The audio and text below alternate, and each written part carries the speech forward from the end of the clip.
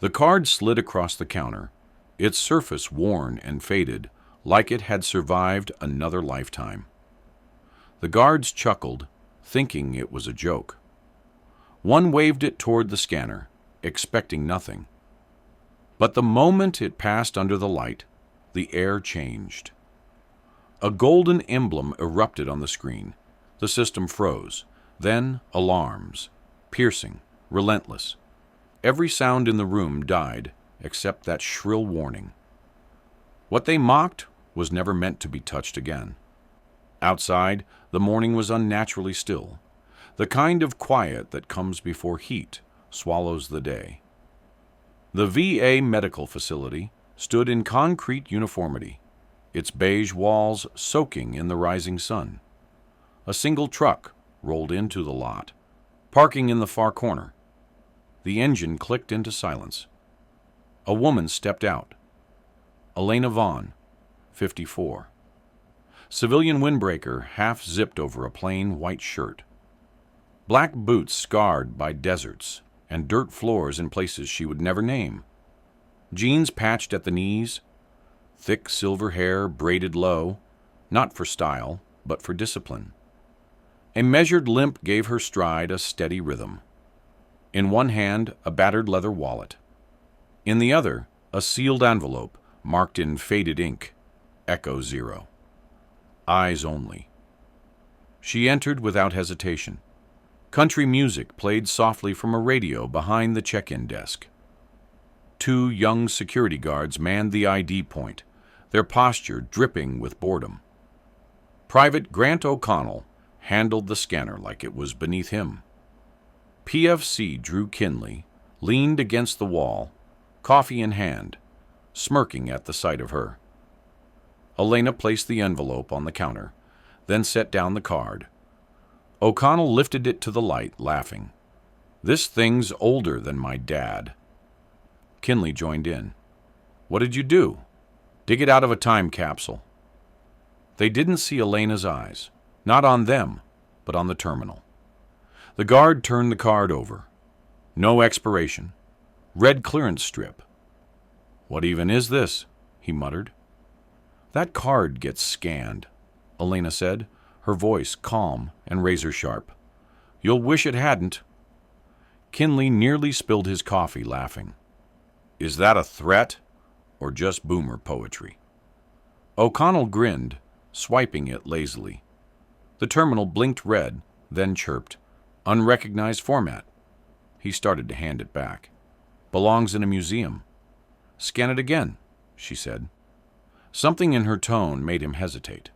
He tried again, slower. This time, the scanner clicked. Then it hummed. The screen went black, then burst with a gold emblem, a rotating black triangle inside a circle, strange symbols pulsing at its edge. "Alpha 5 protocol engaged," the system declared. "Red zone identity confirmed." Locks slammed shut. Amber lights flashed overhead. The guards froze.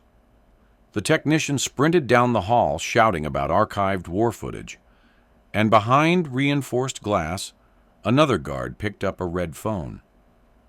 "Command!" His voice shook. "We have an alpha-level trigger at checkpoint 1. This is not a drill." Elena didn't flinch. She just stared at them and said, almost gently, "You scanned it." The envelope remained untouched. The emblem kept spinning. And somewhere deep in the building, something had just awakened. The QR code looked like it belonged in a museum. "What even is this?" O'Connell muttered. Elena's voice was calm, almost too calm. "If that card gets scanned, you'll wish it hadn't." Kinley burst into laughter, nearly spilling his coffee.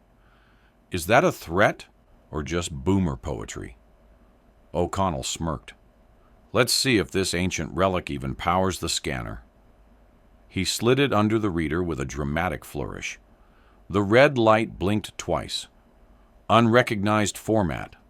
Please retry," the machine chirped. "Called it," O'Connell grinned, shoving the card back toward her. "Sorry, ma'am. This belongs in a museum. He reached for the envelope. And this? Echo 0? Sounds like a comic book. Scan it again, Elena said, her tone leaving no room for debate. O'Connell hesitated until Kinley nudged him. Come on, maybe we'll summon the ghost of the Cold War. This time the card slid through slower. No beep, just a sharp click, followed by a low hum. The screen went black, then erupted in gold light. A circle formed, and from its center, a black triangle emerged, rotating slowly. Strange symbols pulsed around it, like a living heartbeat. Kinley froze mid-sip. What the? Text appeared. Alpha 5. Protocol engaged. Red zone authorized. The scanner locked with the sound of a vault slamming shut. Amber lights began to flash above them. That's not normal, O'Connell muttered. The alarm blared, long, shrill, deafening. Radios crackled, doors hissed closed. From down the hallway, a technician sprinted past, shouting, I've seen that emblem in classified war footage from Kibble 20 years ago. The lobby froze. Elena exhaled slowly. Behind reinforced glass, a guard's hands shook as he lifted a red handset. Command, we have an alpha-level trigger at checkpoint 1. This is not a drill. O'Connell and Kinley stared at her. She met their eyes without blinking. You scanned it. Every movement in the lobby stopped. The receptionist backed away. The janitor froze mid-mop, staring at the symbol like it might explode. O'Connell reached for the keyboard. Maybe it's a glitch. Kinley's eyes never left the display. Glitches don't breathe like that. The speaker overhead crackled to life. Checkpoint 1. This is security command. Lock that station down immediately. Step away from the terminal. That is not standard clearance verification. O'Connell yanked his hand back. Emergency lights fired up one after another down the corridor. The building was waking up, and not for its usual morning routine. We just broke something, Kinley muttered. Think she's CIA? O'Connell asked. I think we just ran a joke protocol on someone who doesn't joke. Elena's face was unreadable. The posture of someone who had stood through artillery fire and waited for the reload. The doors to the administrative wing hissed open. A broad-shouldered man in a tactical vest stepped in, Sergeant Devon Rock. His eyes swept the room in 2 seconds, locking on Elena. What the hell is going on? O'Connell pointed. She handed us this ID. It triggered some alpha-level thing. She told us to scan it, Kinley added, his voice tight. Rock turned to Elena. Ma'am, I'm going to need you to step aside while we verify. I've already been verified, she said. You're just catching up. The words landed heavy. Rock tapped his earpiece. Command, I need a level 2 clearance check. We've got a live Alpha 5 trigger. Confirmed. More lights flashed. A voice came over comms. Dispatching internal response. Subject is to be held under courtesy protocol. Do not detain. Repeat, do not detain. O'Connell whispered. Courtesy protocol? What does that even mean? Kinley's voice was dry. It means she outranks everyone here. The building went into full lockdown. 2 MPs approached, not to arrest, but to escort. Ma'am, the male MP said with quiet respect, we'll take you to interim command. Elena nodded once, walking between them like she had done this 100 times. No one touched her. No one dared. From above, someone in a pressed white shirt leaned over the railing. Who is she? He whispered. No one answered, because no one knew. In the command center upstairs, staff moved like a precision drill, pulling up data they didn't even know they had. Elena sat alone in a quiet corner room, the glowing triangle still spinning behind her. No one dared turn it off. The stairwell door slammed open. Colonel Marina Keene strode in, silver oak leaves catching the light. She didn't ask who triggered Alpha 5. She already knew. Her eyes found Elena. Recognition flashed. Still know how to make an entrance? Still know when it's needed. The door sealed behind them, and the entire building seemed to hold its breath again. Keene studied Elena for a long, deliberate moment before speaking. "I never thought I'd see that emblem again," she said. Elena didn't flinch. Most people weren't supposed to. Keene stepped to the table, pulled out a chair, but didn't sit. She placed a slim black folder on the polished surface. "They're rattled downstairs. Half of them think you're a ghost.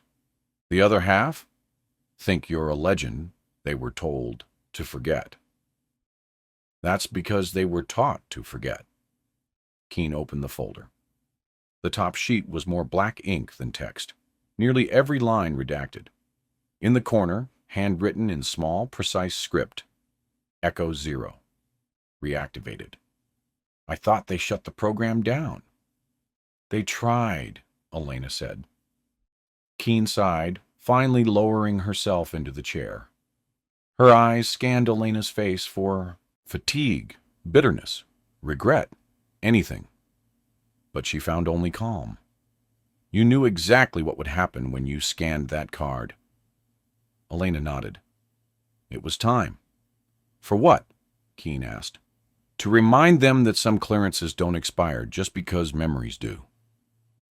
Outside the glass walls, 2 junior officers walked past, stealing discreet glances. One leaned toward the other to whisper, but the second just kept moving, eyes forward. Keene tapped the folder. "This protocol's been marked dormant since 2009. Everything tied to it was erased from the system. If it's active again, it means someone forgot why they buried it." She leaned back. "You're sitting on a landmine, Elena." "I've sat on worse." The door chimed, and a civilian in a gray suit stepped in, clutching a tablet. Thin, pale, and radiating the nervous energy of someone more used to paperwork than people. "Colonel Keene," he said. "Admin just confirmed her Alpha 5 is authentic. It hit the pre-clearance grid in D.C. They're flagging it all the way to National Command." "So they know she's here?" Keene asked. "They knew the moment the card lit up." He set the tablet on the table and left without another word. Keene didn't touch it. "Why now?" Elena's eyes stayed locked on hers.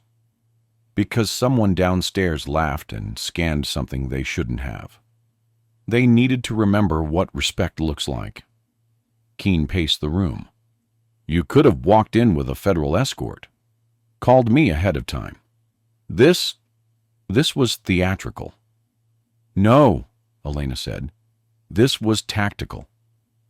She reached into her jacket and pulled out another envelope.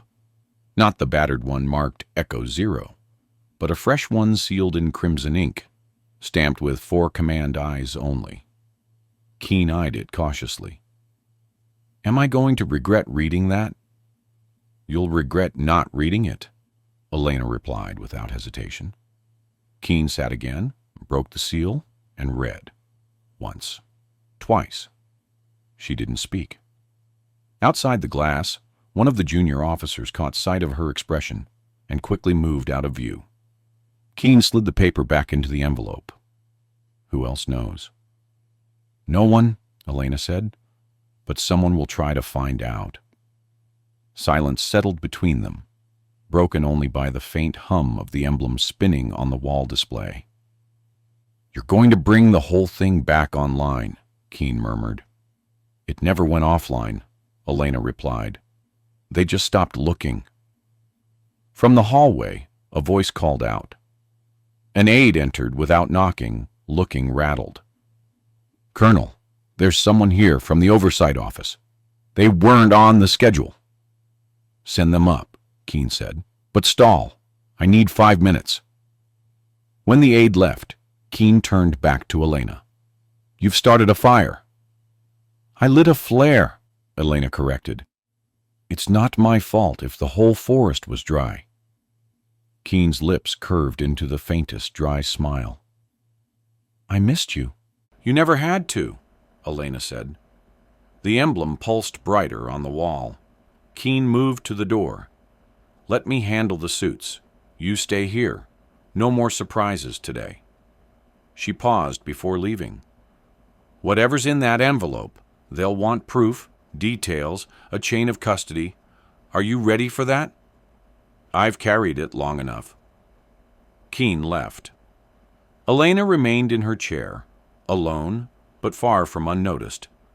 Far above the command center, a satellite altered its course.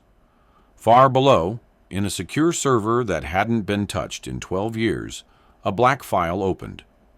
Reactivation confirmed. Subject Vaughn, priority watch list. Beneath it, one line of text. Echo 0 may have survived. The elevator from the second floor to the lobby was silent. Colonel Keen stood inside with two aides, one clutching a secure tablet streaming updates from National Command, the other holding a radio turned low. None of them spoke.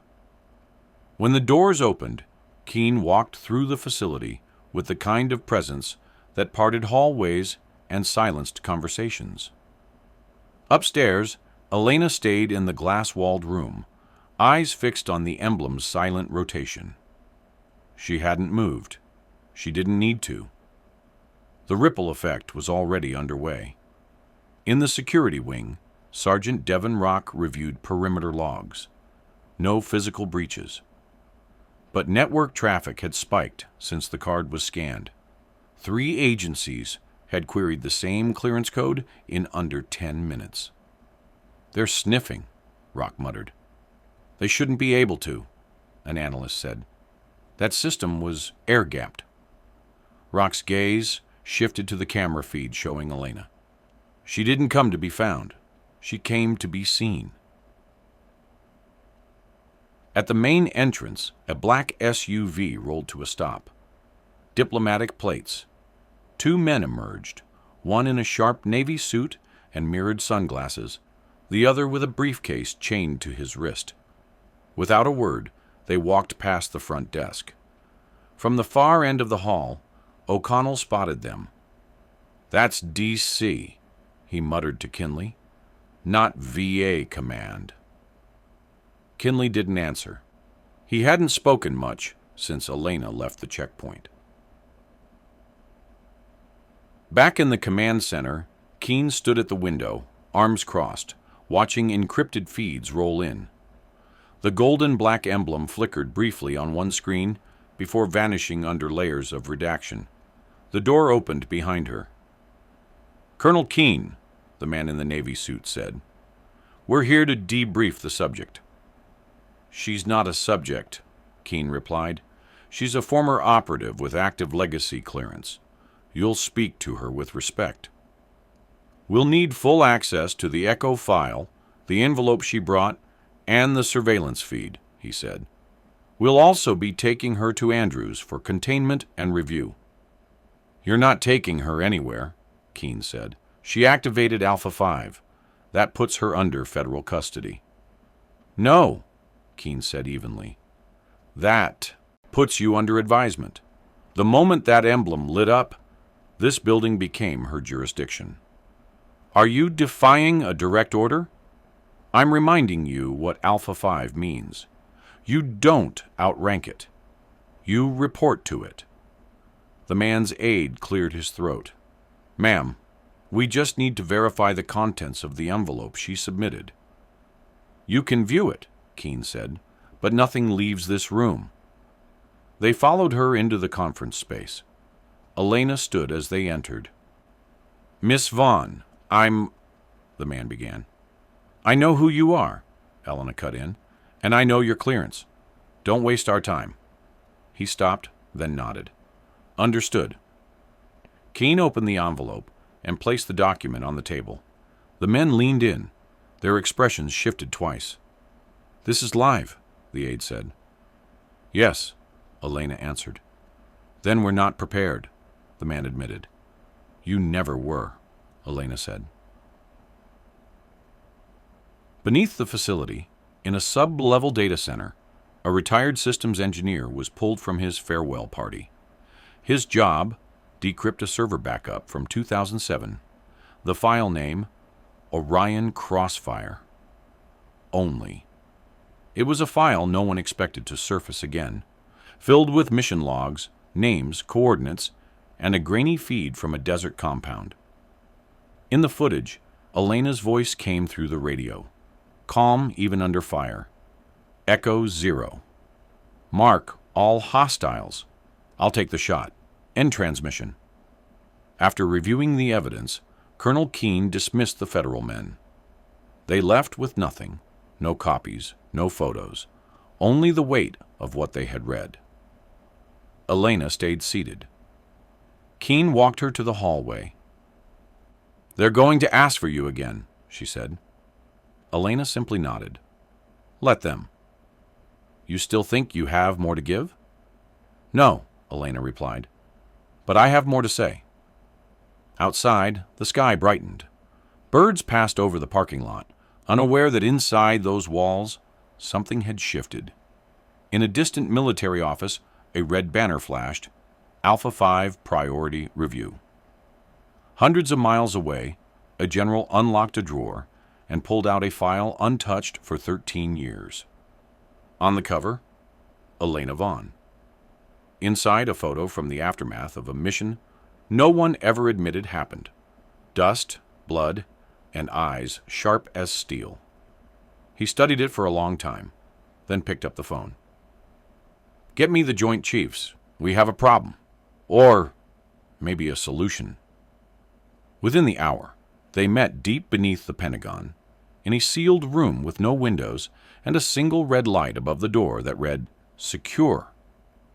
At the center of the table lay a dossier stamped Reactivated, Echo 0. The photo of Elena stared back at them. She shouldn't be in circulation, one said. She isn't, another replied. Not officially, but her clearance pinged every secure node when she scanned that card. Intentional? She walked into a federal building, handed over the card, and waited. That's deliberate. Now, every black-budget agency wanted a piece of her. The room fell silent until General Howard spoke. Does she still have operational value? Back at the VA facility, Elena stood before a memorial wall of etched names. She touched one, Warrant Officer Yaime Rock. Behind her, Sergeant Devin Rock approached. You knew him? Bagram, 2006.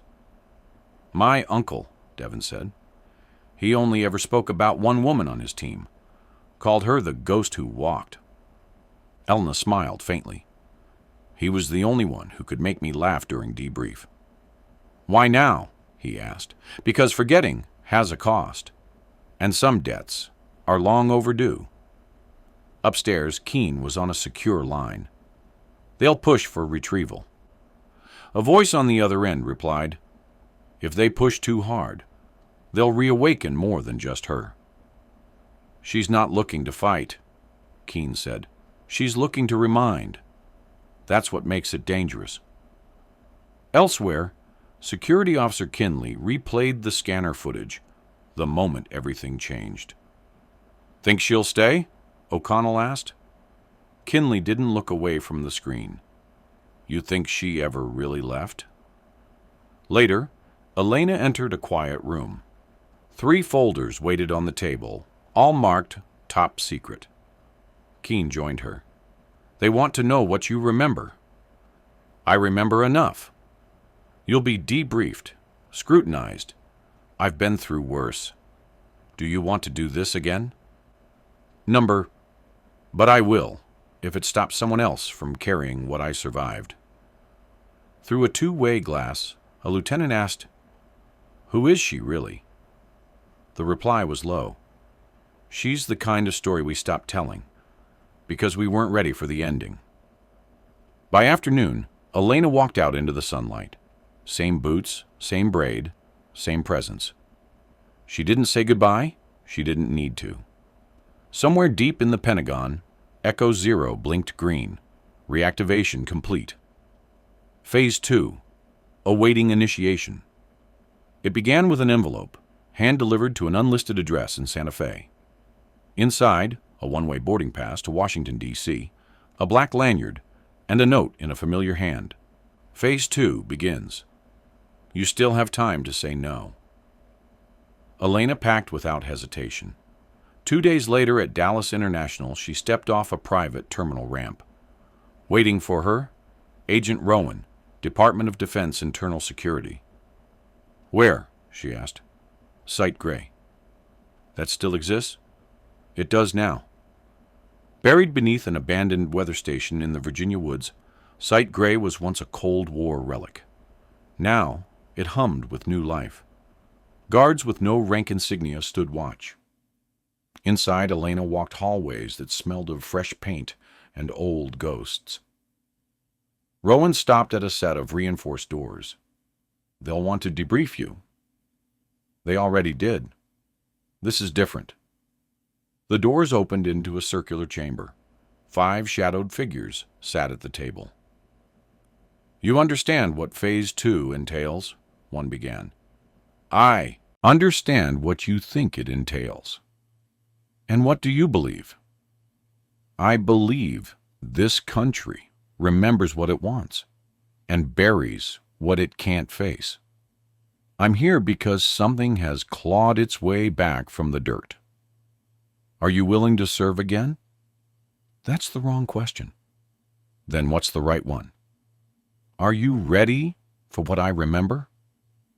The chamber went silent. Somewhere else, Sergeant Rock read his reassignment orders. Field support. Non-disclosed operations. He checked his watch. Whatever was moving, he was now part of it. In Langley, a lone analyst stared at a pulsing heat map. The spikes started right after Elena stepped into Site Gray. Why are foreign channels lighting up? He asked. Silence. Because now no one knew who was listening. Inside Site Gray, the council wrapped up their meeting. A sealed tablet slid across the table to Elena, along with a clearance badge, black level, the highest there was.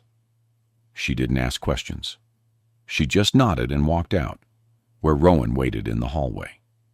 Back in it already? He asked. I never left, she replied. That night she was shown to a private chamber. Bare walls, metal bed, locker, desk, no windows. Inside the locker, a folded black uniform with no rank, no flag, just a golden triangle inside a circle. The same symbol she'd seen in the scanner. She held it for a long moment before pulling it on.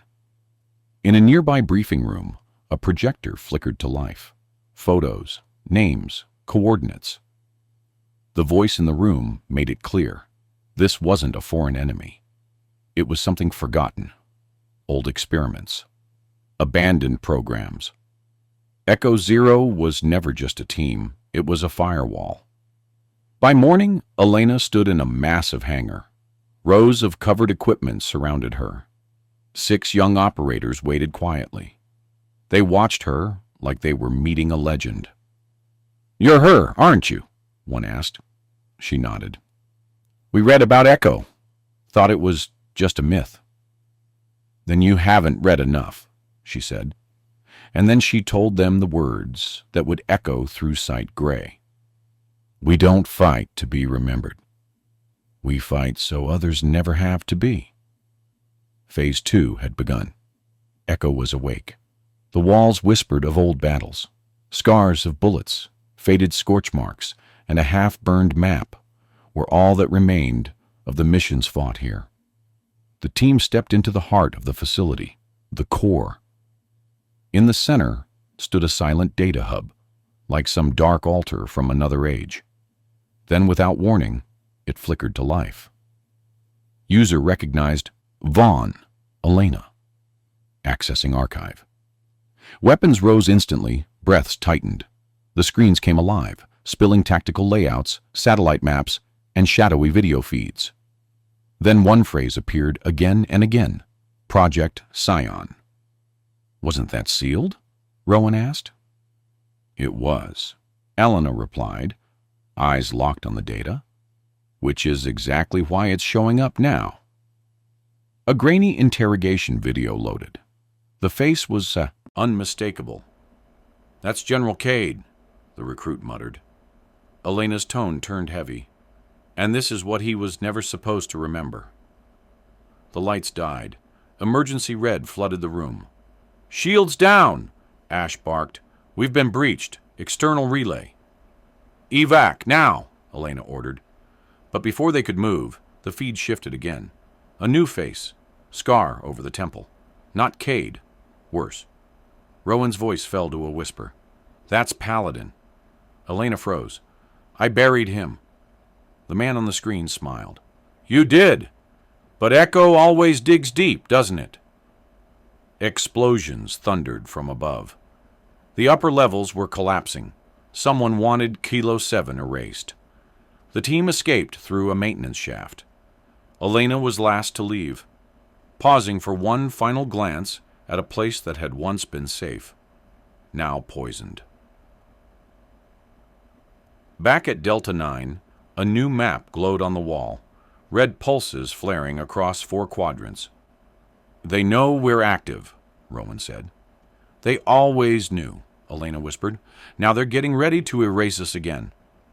The map shifted. Phase 3. Accelerated. Neutralize Scion. Storm clouds gathered outside. Underground, Echo Zero braced for war. The desert at Site Gray lay in dead silence. Elena stood on the balcony, scanning the horizon.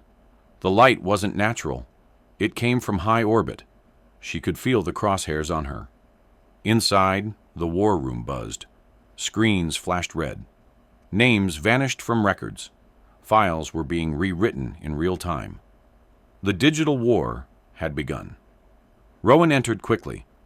Scion's agents hit 3 ghost relays in the last 6 hours. They're wiping Echo's legacy pockets. How many? 3? Maybe 4. Venice Vault included. Elena didn't hesitate. "Prep the plane. We're going to Site Lambda." Rowan blinked. "That place is buried." "So was I." No one kept maps of Site Lambda. The last time Elena walked those halls, her name carried rank, not whispers. This was where Echo trained its shadows, recruits too sharp for ordinary battlefields. Their transport landed on cracked concrete. No personnel, no radio signals, just silence. Inside, lights stuttered to life. Dust-covered firing ranges, empty dorms. Rows of chairs where ghosts might still sit. Elena moved like she'd never left, Ash and Rook trailing her. They reached a black octagonal room. A single terminal waited. Elena keyed in the code. The machine groaned, then awoke. Echo node confirmed. Clearance. Black. Initiating Scion trace. Red lines spiderwebbed across a globe. "That's their spine," Elena murmured. "Not just data centers, not just people. Their roots." 1,000 miles away, Paladin watched the same display. He smiled faintly. "She's tracing us." His aide swallowed. "Kill the feed?" Paladin shook his head. "Number. Let her think she's still in control." Back at Lambda, Elena dismissed her team. Alone, she accessed a file not meant to exist. Echo Black Dossier 47. Subject: Scion Initiator. A face appeared. Not Paladin. Someone worse. Rowan's voice cracked over comms. "Elena's gone dark, and she just triggered Dossier 47. At Langley, alarms sounded. "They're pushing into Tier 0 clearance," an analyst warned. "That's for exo-threat files," the director said. "They're not looking out there," the analyst whispered. "They're looking under our feet." 2 hours later, Elena emerged from Lambda, carrying an unmarked drive. Clean room, she told Ash. No echo net access. To Rook. Run facial match. Find the man behind Scion. I thought Paladin. He's a blade, Elena cut in. I want the hand. The search took 20 hours. 3 failed matches. 2 corrupted leads. 1 dead analyst. Then a ping. A man in government. Clearance above top secret. The head of the National Intelligence Board. Elena's eyes went cold. Of course. They moved at dawn. 3 unmarked transports. 2 decoys, 1 real. Inside the real one sat Elena Vaughn, matte black fatigues, silent as stone. Langley was a fortress, but every fortress has a forgotten door. They entered through Site Delta 12, decommissioned, buried, but still breathing in the dark. Tunnels carried them toward their target. In 200 meters, comms died. The silence was absolute. They slipped past sensors, climbed 2 levels. At the core wing, biometric clearance blocked the way until Elena placed her hand on the panel. Access granted. Vaughn, Elena. They never wiped your prints, Rowan said quietly. She said nothing. Inside, Director Clarence Ward was waiting. No weapon, no guards, just calm arrogance. You came this far? Talk. You were scared of what we'd become, Elena said. I was scared of what I couldn't control, Ward replied. She set the drive on his desk, pressed play. The files bloomed on screen. Proof of black sites, illegal experiments, Project Scion as a weapon of influence, not defense. Ward's face drained of color. This shouldn't exist. That's what they said about me, Elena answered. Ward pulled a paper from his desk. The echo triangle crossed in red. You can't bring echo back. I'm not, she said. I'm rewriting it. She walked out. No shots, no alarms. Just the end of one legacy and the birth of another. Outside, the team fell into formation. You didn't kill him? Rook asked. His silence will scream louder than a bullet ever could. Langley didn't burn, but it shook. And Echo Zero was already moving on. Langley looked unbreakable, but even the strongest fortress hides a crack. Beneath its polished halls, a forgotten labyrinth slept. Site Delta 12, abandoned decades ago, swallowed by expansions and paperwork. The world forgot. Ghosts didn't. Elena was the first to step out into the stale air, boots striking the old concrete like she'd never left. Rook, Ash, and Rowan followed close behind. Signal interference in 200 meters, Rowan warned. After that, comms go dark. Understood, Elena replied. They moved in silence. The tunnel opened into a narrow ventilation corridor, lined with steel doors, sensors winking as they passed. Nothing triggered. Elena had already killed them. The path led to the core wing of the Intelligence Directorate.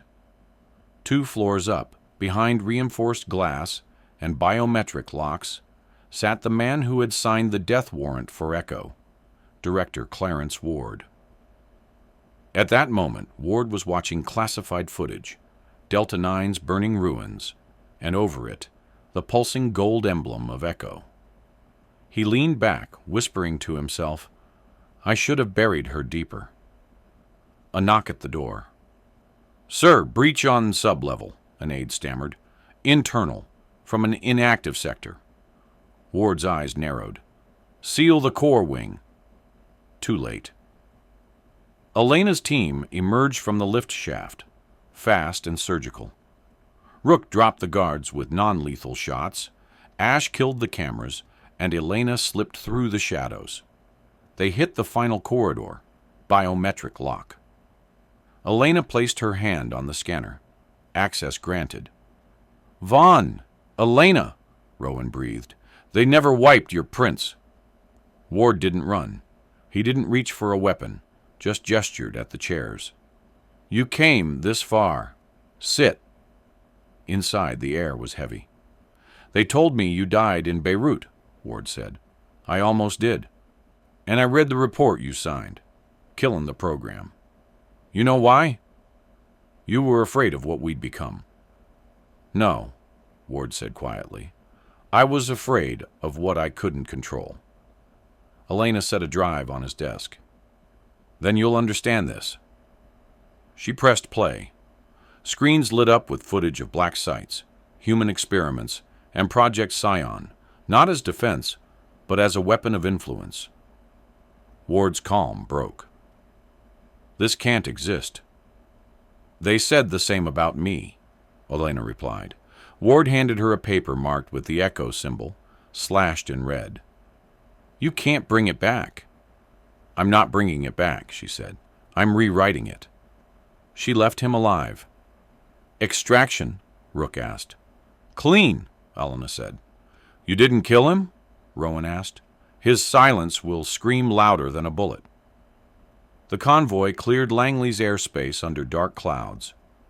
On Elena's screen, the footage from Ward's office played again, this time revealing hidden coordinates buried in the audio. Antarctica, the old Frostmark listening station, decommissioned in '98. He planted this, Rook said. A trap? Rowan asked. A dare, Elena answered. 2 days later, the team descended on Queen Moreland. The Frostmark facility rose from the ice like a sunken ship, sealed by decades of snow.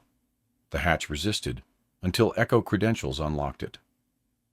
Welcome back, Agent Vaughn, the system said. Inside, frost-covered terminals came alive. A voice seeped from the walls. You brought them further than I expected. She's watching, Ash whispered. Good, Elena said. Let her. The vault door opened. Inside, wrapped in thermal layers, stood Maris Vex, white-haired now, but eyes sharp. One of Echo's founders, declared dead in 2001. I wondered which of you would find me first, Vex said. Ward, Cade, Spectre. You're the last, Elena replied. Then it ends here. Rows of cryopods glowed behind her. This was never about survival, Vex said. It was about finding the one strong enough to end it. You created chaos just to test us? Rowan demanded. No, she said. I showed the world as it is. You chose to fight. That makes you Echo. Each cryopod bore initials, some carrying names they thought belonged to legends long dead. Vex. These were the echoes of Echo, her last gambit. She had preserved what the world feared, and what the world might one day need. Elena stepped forward. If she chose to destroy them, the test would be complete. Ash whispered. This wasn't just a vault of monsters. It was a mirror. Before anyone could move, alarms blared. Rowan's voice cracked through the comms. Inbound aircraft. 3 bogies. Cloaked. ETA 5 minutes. Scion's final failsafe had been triggered. They never trusted Vex to stay silent. Without hesitation, Vex handed Elena the master key. Don't waste it, she said. The team split. Rook and Rowan locked down the perimeter, while Ash began pulling every file from the command console. Elena moved deeper into the vault. She passed frozen warriors, shadows of history, until she reached the control panel. 2 options blinked back at her, release or purge. The roar of gunships shook the ice overhead. She inserted the master key. The system confirmed her authority. Echo fallout. The same 2 choices appeared. Ash's voice came over comms. Visual confirmed. Scion strike team. Heavy weapons. No insignia. Elena made her choice. Purge. The cryopods hissed, not waking but dissolving, their legacies erased in silence. Vex didn't flinch. That was the right call, she said. Elena shot back. You don't get to decide that. Neither do you, Vex replied. But history will. Outside, the snow erupted under the enemy's landing. Sleek Arctic troops rappelled down. Rowan marked targets. They weren't here to destroy, they were here to recover. Rook opened fire first. Inside, blast shields slammed shut. Auto turrets roared to life. Comms jammed. Elena's voice cut through. We end this here. She turned to Vex. You're staying. Vex nodded. This is where I began. It's where I end. She handed over a secure data drive. Scion's full record. The world deserves to know. Vex smiled. Truth is colder than this place, but it burns louder. Gunfire intensified. Rook took a hit, but dragged Rowan to safety. Ash and Elena moved to the server core. 90-second fail-safe ignition. Elena said nothing, but her eyes made it clear. Not everyone would make it out. Explosions ripped through the south wing. Time was gone. Back in the vault, Vex sat among the empty pods. Echo ends with silence, she told Elena. And silence.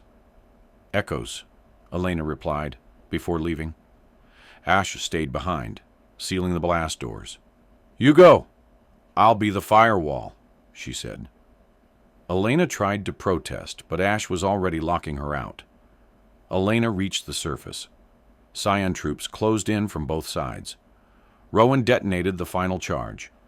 The mountainside folded in on itself, swallowing the vault, the servers, Ash, Vex, all of it, into ice and fire. Weeks later, Elena stood before a tribunal. The data drive shattered governments and exposed buried programs, but Echo remained in the shadows. In Iceland, she watched Rook and Rowan train in the snow. The world had changed, but the map hadn't. Echo Zero now operated from the dark, with Elena at its head. Then came the Tashkent anomaly. No response from 3 agents, 1 satellite ping, then silence. This wasn't fallout, she said. It was emergence. Phase 4. In a hidden vault, Elena opened a white triangle container. Inside was a chip predating Echo itself. She slotted it in. A distorted voice filled the room. This war is not of borders or ideology, but of perception. The next frontier is fought with truth.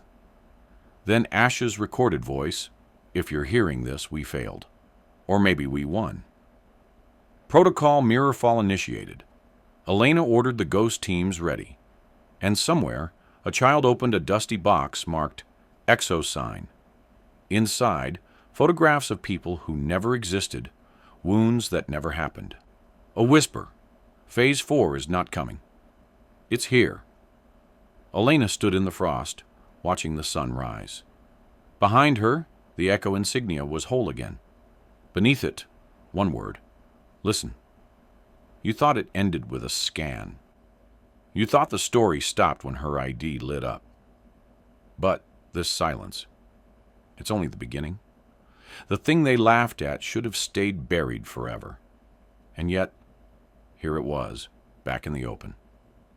Where are you watching from? Drop it in the comments. If quiet strength and long-forgotten secrets intrigue you, hit that subscribe button, because this story only goes deeper from here. That morning, the world felt different. The air didn't just hang, it waited, as if everything around was holding its breath. A fragile moment before something broke. Early autumn still clung to the air, crisp enough to remind you summer had passed, but ready to surrender to the heat that would soon come.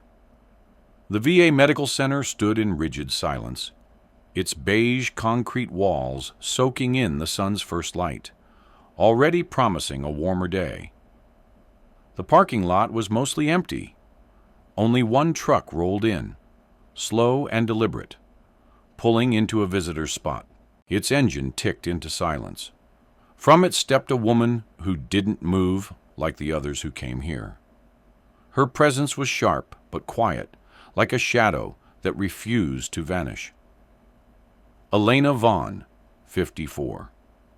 Civilian jacket zipped halfway over a plain white shirt. Black boots, the kind that had walked deserts, jungles, and foreign streets most Americans couldn't name. Faded jeans with careful patches at the knees.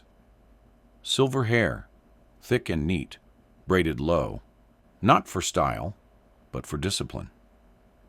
The sort you never lose. Her walk carried a subtle limp, the kind veterans never talk about.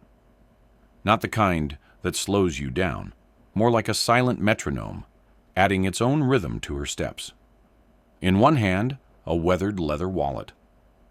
In the other, an envelope sealed decades ago, its label faded, but still clear enough to read, Echo 0, eyes only. The automatic doors slid open with a hiss, letting her step into a lobby washed in the warm twang of a country song leaking from a small radio near the check-in counter. The place was clean, beige, and utterly impersonal. A building designed to process human beings as if they were paperwork. 2 young security personnel guarded the ID checkpoint, too young for the job's weight. One leaned on the counter, sipping coffee from a beat-up styrofoam cup. The other stood behind a scanner, the look on his face suggesting this was the most boring part of his day. Private Grant O'Connell, maybe 22, buzz cut, spotless uniform, no signs he'd ever seen combat. Next to him, PFC Drew Kinley, leaning against the wall with one boot up, looking like he hadn't moved in an hour. Kinley spotted Elena and smirked, probably already shaping some smart remark in his head. Elena didn't give them a smile, didn't greet them, just approached, each step of her boots echoing off the tile. When she reached the desk, she placed the envelope in front of them without a word. Then from her wallet, she drew an ID card that looked older than either of them had been alive. O'Connell picked it up and laughed. "Wow! This thing's older than my dad." Kinley leaned in. "You sure you didn't dig this out of a time capsule?" Neither noticed where Elena's eyes were fixed, not on them, but on the scanner. O'Connell turned the card over. No expiration date. A red clearance stripe. A QR code so old it looked like it belonged in a museum. "What even is this?" he muttered. "That card gets scanned," Elena said quietly, her voice calm but unshakable. "And you'll wish it hadn't." Kinley laughed so hard he almost spilled his coffee. "Is that a threat or just boomer poetry?" O'Connell smirked and waved the card under the reader with an exaggerated flourish, as if expecting nothing. The scanner blinked red once, then again. "Unrecognized format," the machine chirped. "Please, retry." "Called it," O'Connell said, sliding the card back toward her. "Sorry, ma'am. This belongs in a museum." He reached for the envelope. "And this? Echo 0? Sounds like some old comic book." "Scan it again," Elena replied, her tone unchanged. O'Connell hesitated, but Kinley grinned and goaded him on. "Come on, maybe it'll summon the ghost of the Cold War or something." With a shrug, O'Connell swiped the card again, slower this time. This time, the scanner didn't beep. It clicked. Then it hummed. The screen went black. A flicker of gold appeared.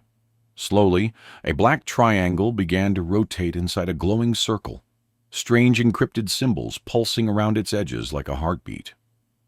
"What the?"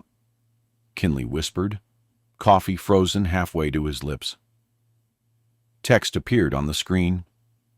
"Alpha 5 protocol engaged. Red zone authorized. Identity confirmed," the scanner, locked with a deep, heavy thud, like a vault ceiling shut. Both young men stepped back. Above the terminal, a soft amber light began flashing. "Okay, that's not normal," O'Connell muttered. Kinley set his coffee down with a trembling hand. Then the alarm sounded. One long, piercing tone that cut through the entire building. Radios crackled to life. Somewhere down the hallway, metal doors hissed shut. A technician sprinted past the vending machines yelling, "That emblem! I've seen that in classified war footage from Kabul 20 years ago." Everyone froze. Elena simply exhaled, steady and slow. Behind reinforced glass, a guard picked up a red emergency phone, his knuckles white around the receiver. "Command," he said, his voice tight. "We have an alpha-level trigger at checkpoint 1. This is not a drill. Repeat, not a drill." O'Connell and Kinley turned to her, their expressions stripped of all sarcasm now. "You scanned it," she said softly. The envelope still sat on the counter, untouched. The triangle on the screen spun faster.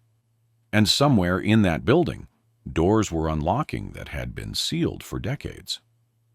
Grant waved the old ID card under the scanner with a mocking flourish, expecting nothing. The red light blinked twice, chirped, unrecognized format. "Called it," he smirked, tossing it back. "Belongs in a museum." He reached for the envelope. "And this? Echo 0? Sounds like a comic book." Elena's expression didn't change. "Scan it again." O'Connell hesitated, but Kinley grinned. "Come on, maybe the ghost of the Cold War will say hello." With a shrug, O'Connell swiped it again, slower. The scanner didn't beep. It clicked. A low hum filled the air. The screen went black. Then gold. A circle appeared. Inside it, a black triangle slowly rotated, symbols pulsing like a heartbeat. "What the—" Kinley froze, coffee cup halfway up. Text appeared. "Alpha 5 protocol engaged. Red zone authorized. Identity confirmed." The scanner locked with a heavy, vault-like clang. Amber light flashed above. "That's not normal," O'Connell murmured. Kinley set his coffee down with trembling fingers. Then the alarm. Screamed, doors slammed, radios erupted. A technician sprinted past, shouting, "That emblem! I've seen it in war archives from 20 years ago." The lobby fell silent. The receptionist backed away from her desk. Even the janitor stopped mid-mop, staring at the spinning triangle like it might explode. Grant reached for the keyboard. "Maybe it's a glitch." Kinley didn't blink. "Glitches don't breathe like that." The intercom cracked to life. "Checkpoint 1, lock the station down. Step away from the terminal. That is not standard clearance." Orange lights began flashing one by one down the hall, emergency beacons igniting in sequence. The building was waking up, and not for a drill. Kinley muttered, "We just broke something." "Think she's CIA?" "Number, I think we just messed with someone who doesn't joke." Elena stood still. This chaos wasn't hers. It was theirs. The doors to the admin wing slid open. A man in a tactical vest scanned the room in seconds. Sergeant Devon Rock. "What's going on?" O'Connell pointed at Elena. "She had this ID. It triggered something. Scanner locked. Alpha level." "She told us to scan it," Kinley added. Rock turned to her. "Ma'am, step aside while we verify." "I've already been verified," Elena said. "You're just catching up." The line hit like a steel door slamming shut. Rock's earpiece crackled. "Level 2, clearance. Live Alpha 5 trigger confirmed. Do not detain. Courtesy protocol." O'Connell whispered, "Courtesy protocol? What does that mean?" "It means," Kinley said, "she outranks everyone here." The floor locked down, security glass tinted black. Armored doors sealed. Boots echoed down the corridor. 2 MPs, crisp uniforms, hands near but not on their weapons. They didn't arrest her. They escorted her. No orders, no instructions, just walking beside her like she was a general. As she passed, Grant noticed her limp, faint, quiet, controlled. Upstairs, the command center came alive. Screens lit. Staff scrambled. Nobody had trained for this. In a side room, Elena sat alone, hands folded. The triangle still spun on the wall. No one dared turn it off. Whispers floated outside. Echo 0 was shut down in '09. That's what they said. The stairwell door banged open. Colonel Marina Keene strode in. No clipboard, no entourage, just presence. Her eyes swept the room. Who triggered Alpha 5? Why wasn't I told? Silence. She looked through the glass, saw Elena, and stopped. The faintest nod. Recognition. She walked in. Elena. Elena looked up. The hiss of the door echoed through the hall like a warning. Colonel Marina Keene stepped inside the command conference room. Shadows clung to the walls, the light just bright enough to show the tension hanging in the air. At the far end of the table sat Elena Vaughn, back straight, hands folded, eyes locked. Behind her, the emblem on the monitor turned slowly, like something ancient deciding to wake up. Keene didn't sit. She studied Elena the way you look at a storm on the horizon, quiet but dangerous. I never thought I'd see that emblem again, she said. Most people aren't supposed to, Elena replied. A black folder landed on the polished table. The first page was nothing but ink and secrets, except for 2 words written by hand. Echo 0. Reactivated. They shut this program down, Keene said. They tried, Elena answered. Keene leaned forward, searching her face for fatigue, regret, anything. But there was only calm. You knew what would happen when you scanned that card. It was time, Elena said, to remind them some clearances never expire. Only memories do. Outside the glass walls, junior officers walked by, stealing glances they thought no one noticed. This protocol has been dormant since 2009, Keene said.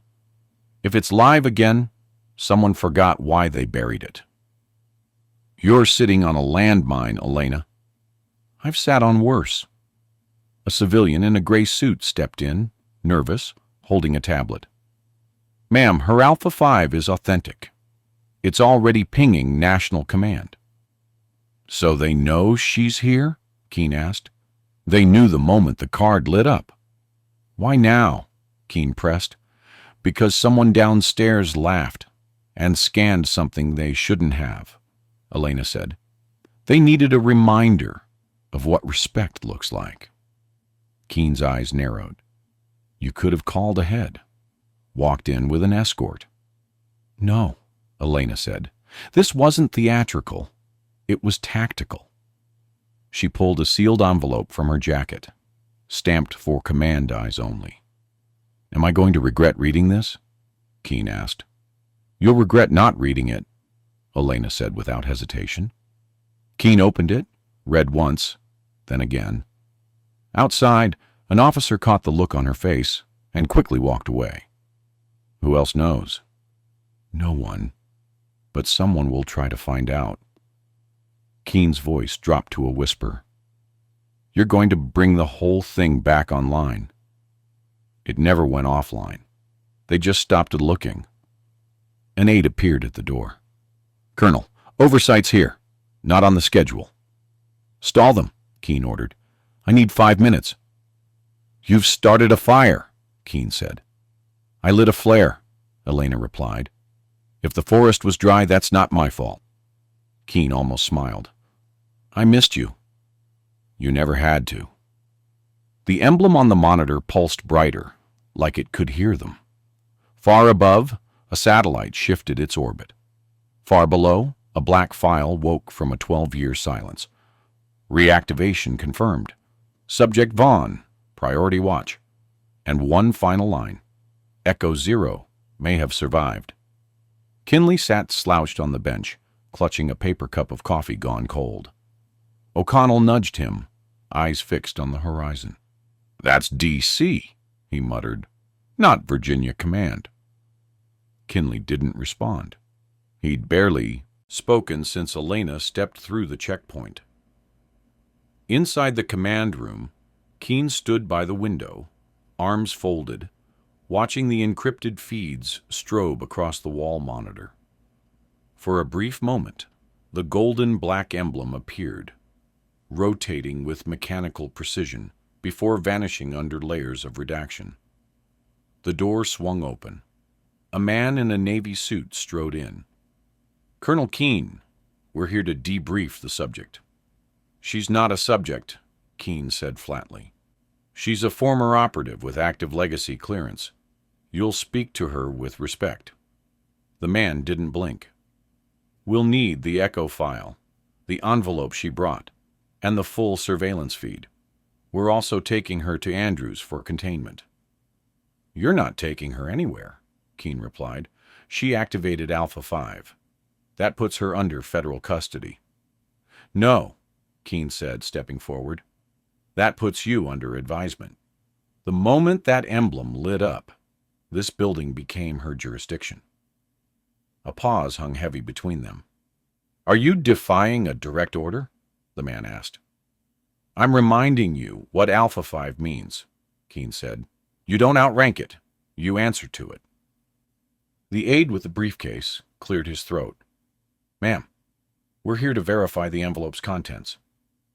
Keen thought for a moment, then nodded. "Fine, but nothing leaves this room." In the conference space, Elena stood as they entered. "Miss Vaughn, the man began.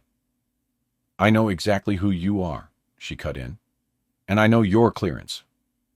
Let's not waste time." Keen opened the envelope. A single document lay inside. The men leaned over it, reading in silence. Their faces shifted once, then again. This is live," the aide said quietly. "Yes," Elena replied. "Then we're not prepared." "You never were." Far below, in a sub-level data center, a senior systems engineer was dragged away from a retirement party to crack open a backup server from 2007. The label read, "Orion Crossert Only." Inside, mission logs, coordinates, names, and a grainy video of Elena under fire in a desert compound. "Echo 0, mark all hostiles. I'll take the shot. End transmission." Back upstairs, Keen dismissed the federal team. They left empty-handed. No copies, no photos. Only the weight of what they'd seen. "They're going to call for you again," Keen told Elena in the hall.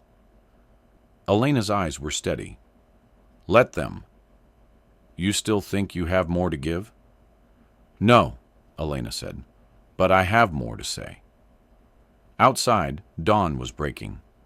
Birds crossed the parking lot, oblivious to the tectonic shift happening inside.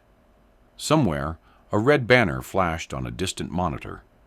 Alpha 5 Priority Review. In a locked office hundreds of miles away, a general opened a file untouched for 13 years, Elena Vaughn's face staring back at him. Within the hour, the Joint Chiefs were meeting in a windowless chamber, 5 floors beneath the Pentagon.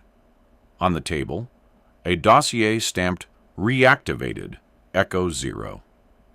"She shouldn't be in circulation," one voice said. "She isn't," another replied.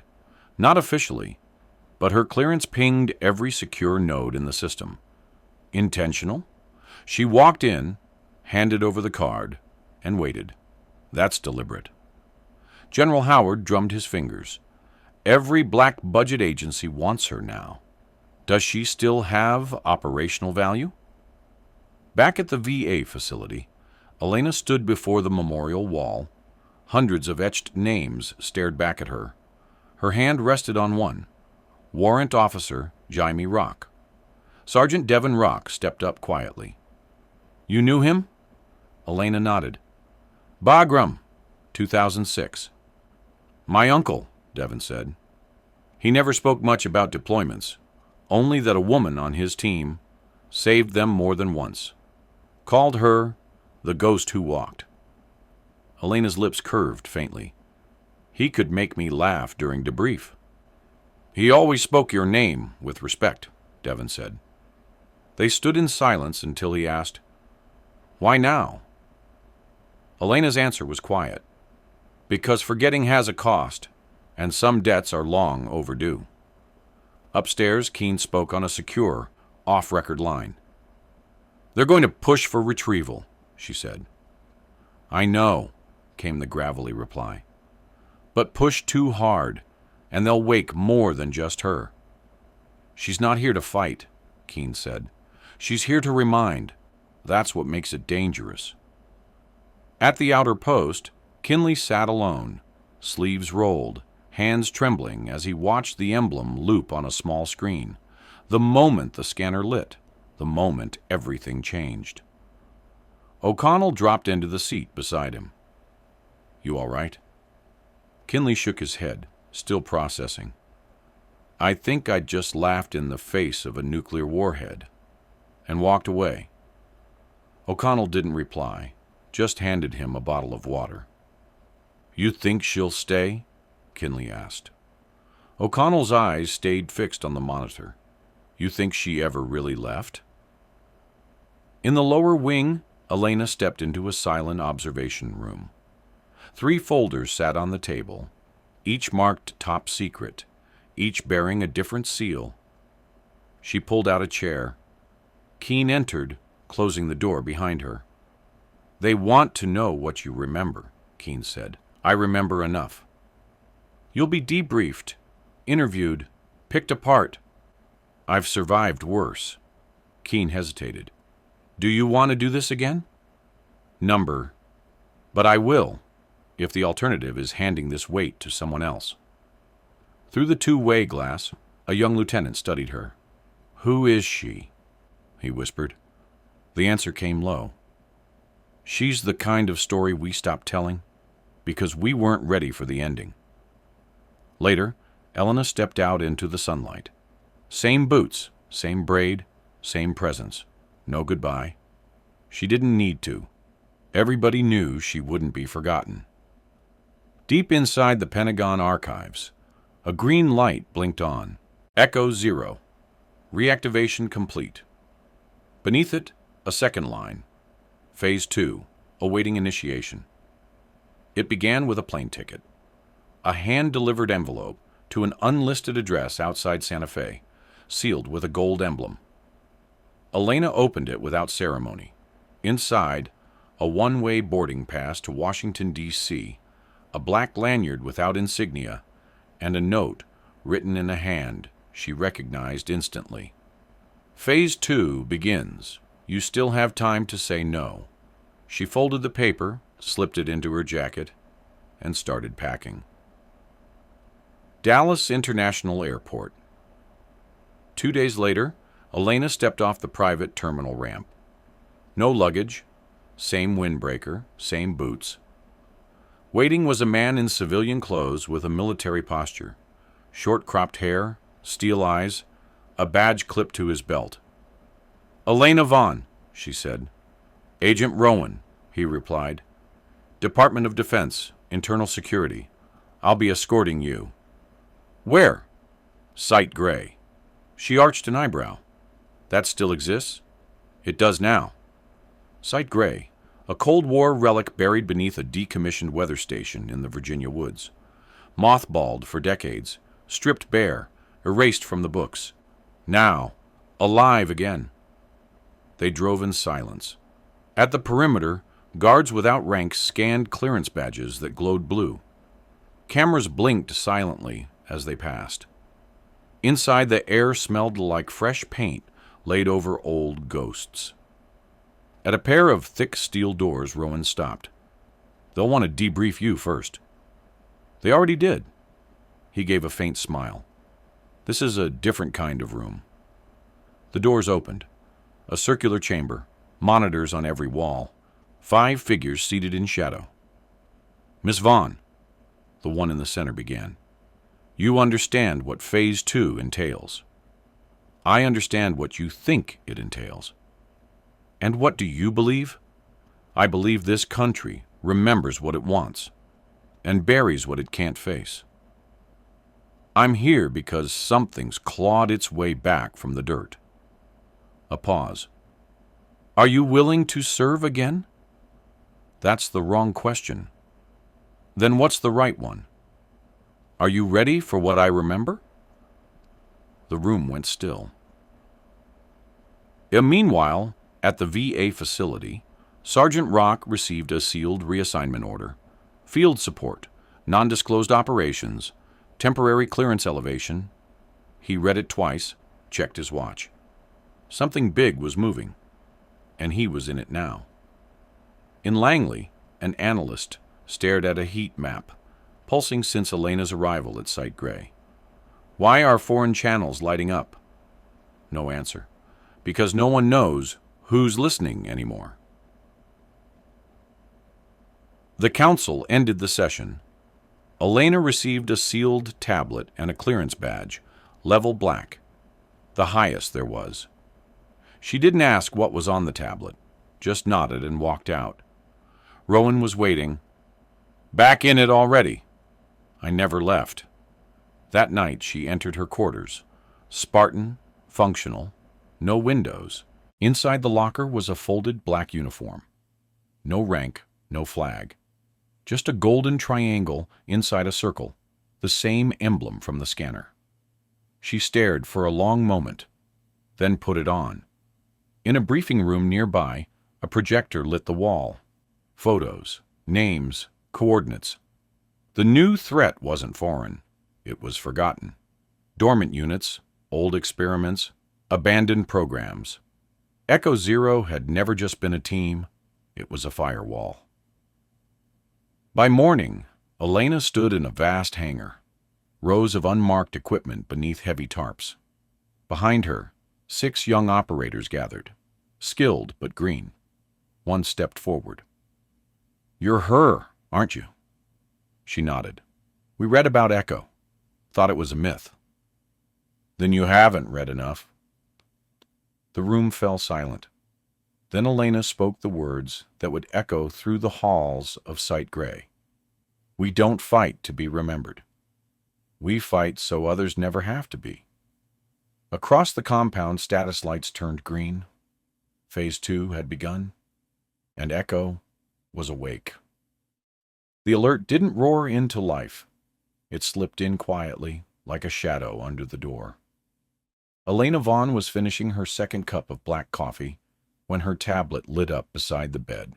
No alarms, no sirens, just a single blinking coordinate and a single word: reclamation.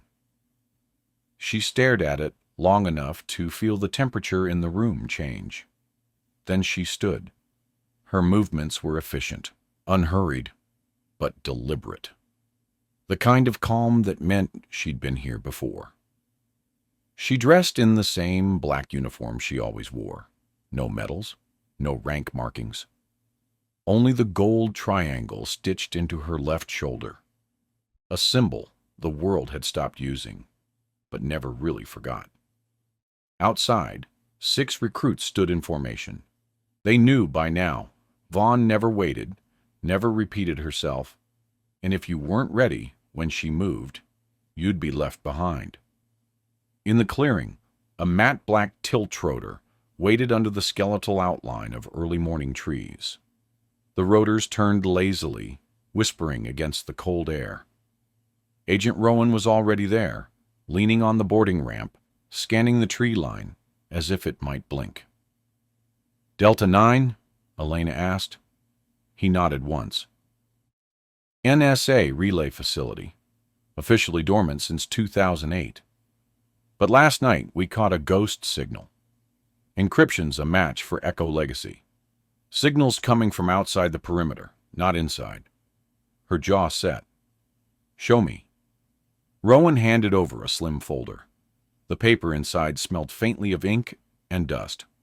Across the top in block lettering, Project Signal Vault. Beneath that, a line in red. Echo Enclave. Status changed from archive to awaiting access. The ride was silent. No one asked questions. By the time the tilt rotor dropped them just outside the old relay compound, It was still only 0400 hours. The place looked like a corpse. Gates strangled with vines, metal gates spotted with rust, and a thick silence hanging over it all. They moved in quickly, sweeping in four-man patterns. Weapons lowered, but ready. Elena walked point, not guarded, not flanked. She didn't need protecting. The main gate slid open at her touch. No resistance, too easy. Inside, dim backup lights cast thin shadows along the walls. The smell was old, metal, dust, stale air. No signs of intrusion, but also no signs of rot. This place should be dead, the youngest recruit, Rook, whispered through comms. It was, Elena replied. Until something remembered it was alive. Langley, 4:17 a.m. Analyst Derek Sir froze at his terminal, eyes narrowing. Ma'am, I've got echo signatures. Delta 9. His supervisor stopped dead. Impossible. That site has no power. I know, but something's lit the place up. He pulled up a thermal feed. 7 warm bodies, one of them familiar. The supervisor's voice dropped. Vaughn, God help us. Delta 9's sublevels breathed stale air into the narrow corridors as Elena led her team down. Their boots echoed off steel walls. At the third junction, the overhead lights blinked, then locked on to steady green. A chime rang softly, then a voice, smooth and without emotion. Echo unit recognized. Reclamation in effect. The recruits froze. Elena didn't. Protocol Echo Sigma 9, she ordered. The doors at the end of the corridor hissed open. Beyond them, the war room waited, untouched for years. Terminals still glowed. Maps still showed war zones, some long ended, others that had never officially begun. And on the far wall, the golden triangle emblem shimmered, inverted, pulsing red. One recruit's voice trembled. Systems are booting up, but there's no uplink. How is that possible? It's not uploading, Elena said. It's remembering. She crossed to a secure console and pressed her palm to the scanner. The system answered immediately. Identity confirmed. Vaughn, Elena. Access level, black, non-expiring. The displays shifted. Hidden logs unfurled across the screens. Missions disavowed. Threads of encrypted chatter from over a decade ago. And at the very bottom, a single blinking line. 6 unit vessels, preserved. Rook stepped forward. What does that mean? She didn't answer. Instead, she slipped through a narrow stairwell behind the main deck. At the bottom, a door swung open without code or key.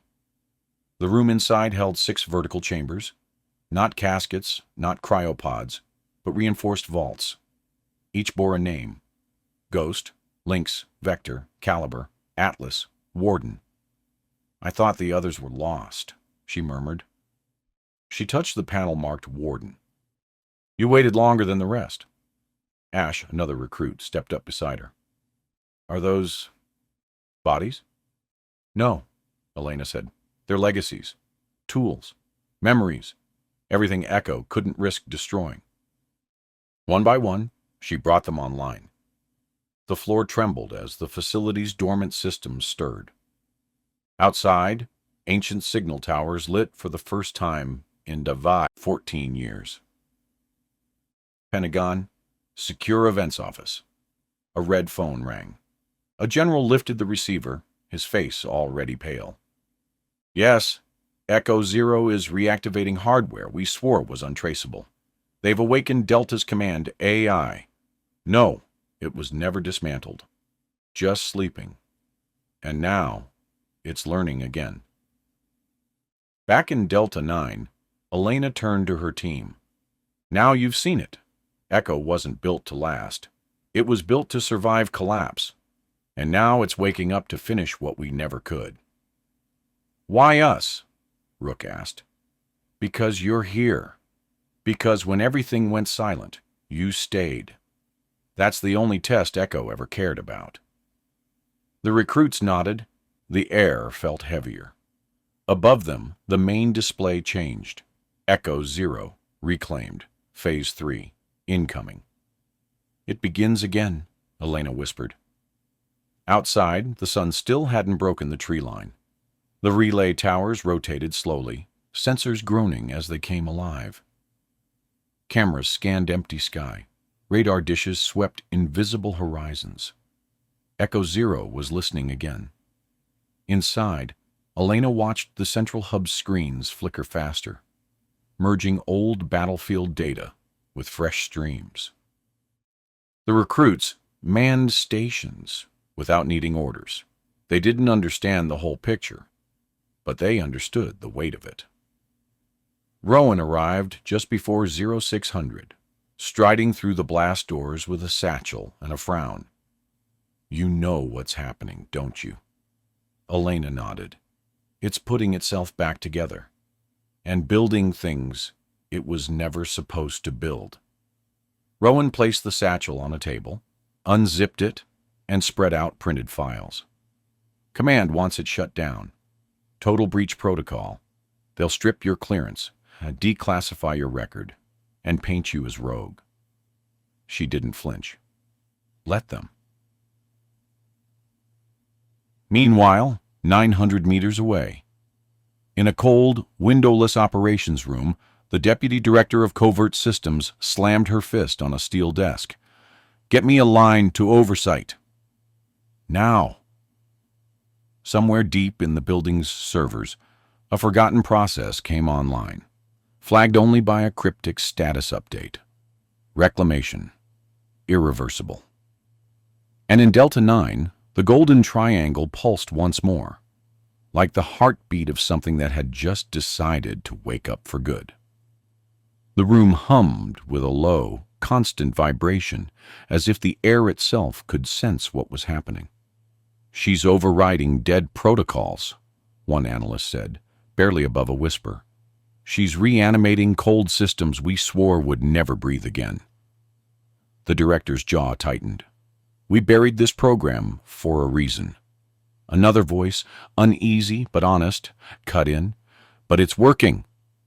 The director's gaze shifted sharply. "That's what terrifies me." On every screen in the command center, the emblem pulsed. Not red for danger, not yellow for caution, but gold, steady and alive. "Echo 0 is stabilizing," the analyst reported.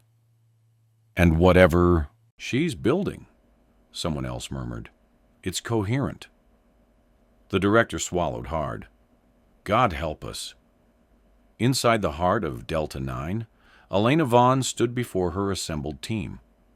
"This facility is now fully live," she said, voice clipped and deliberate. "That means we're broadcasting and attracting attention." Her eyes locked on Ash. "Satellite link status?" Ash's fingers danced over the keys. 5 locked, 3 national, 2 ghost feeds. Elena didn't flinch. "Someone's watching." Ash hesitated. "What do we do?" Elena's answer was cold. "Let them." A massive mission board flickered on behind her. Lines linked names, flags, and long-forgotten sites, each thread leading to coordinates no civilian would ever see. "Echo 0 doesn't just store legacy tech," Elena said. "It stores debts, ghosts, loose threads that can't be allowed to unravel." She tapped the central node. "Site Kilo -7, our first reactivation target. If we control Kilo, we control the archive layer. Everything Echo ever buried." Rook spoke up from the corner. "And if it's already compromised?" Elena didn't hesitate. "It probably is. That's why we go in quietly." The transport set down 20 clicks from the site. Kilo -7 lay hidden in the spine of a collapsed mountain range, shielded from satellites, immune to EMP, built to vanish. The hike-in was slow, deliberate. Elena said nothing, studying how her team moved across uneven ground. how they adjusted to the weight of their packs, the pull of the terrain. By the second hour, she finally spoke. "Echo never worked because of our weapons," she said. "It worked because of how we moved, because of what we carried into dark places." "Fear?" Ash asked. "Resolve," Elena corrected. They reached the approach. No guards, no cameras, no defenses, just moss-covered stone and a steel door embedded in rock. It opened to her voice print alone. Inside, the facility breathed. Lights flickered to life. Internal sensors pinged friendly, but something in the air felt wrong. Too clean, too controlled. Elena raised her hand. Silence. The team split. 2 forward, 2 flanking, 2 with her. The corridors bore scars from missions long past. Faded markings, bullet scrapes, the charred corner of a map. They reached the core. In the center stood a data hub, like an altar, silent, waiting. Then, without a single command, it came alive. User recognized. Vaughn, Elena. Accessing archive data poured across the screens, tactical layouts, satellite imagery, encrypted video logs. One phrase began to repeat. "Project Scion," Rowan read aloud. "Wasn't that sealed?" "It was," Elena said grimly. "That's why it's showing up." A grainy feed loaded, a black site interrogation. The face on screen made one recruit's stomach drop. "That's General Cade." Elena's voice darkened. "And this is what he was never supposed to remember." The lights dimmed, emergency red. "Shields down," Ash called. "External relay breach, we've been pinged." "Evac now," Elena ordered. But before they could move, the feed changed. Another face appeared, scar across the temple. Not Cade, worse. Rowan's voice was barely a whisper. "That's Paladin." Elena froze. "I buried him." The man on screen smiled. "You did, but Echo always digs deeper, doesn't it?" The facility shook. Explosives from above ground. Whoever was out there wanted Kilo 7 erased. They escaped through a maintenance shaft, the upper levels collapsing behind them. Elena was the last to leave, glancing back at what had once been safe, now corrupted. Back at Delta 9, she faced a new map. Red pulses blinked across 4 quadrants. "They know we're active now," Rowan said. "They knew before," Elena answered quietly. "Now they're preparing to erase us again." The map shifted. New directive. Phase 3. Accelerated timeline. Neutralize Scion, outside. Storm clouds gathered on the horizon. Deep underground, Echo Zero braced for war. In the desert outside Site Gray, the stillness was absolute. Elena stood alone on the command balcony, staring across the barren terrain. The light that touched her face wasn't from the sun. It was from high orbit. She could feel it.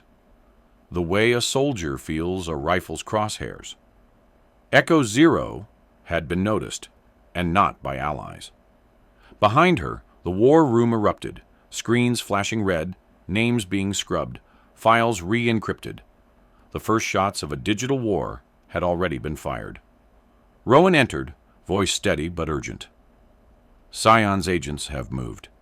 They hit 3 ghost relays in the last 6 hours. They're burning Echo's legacy pockets."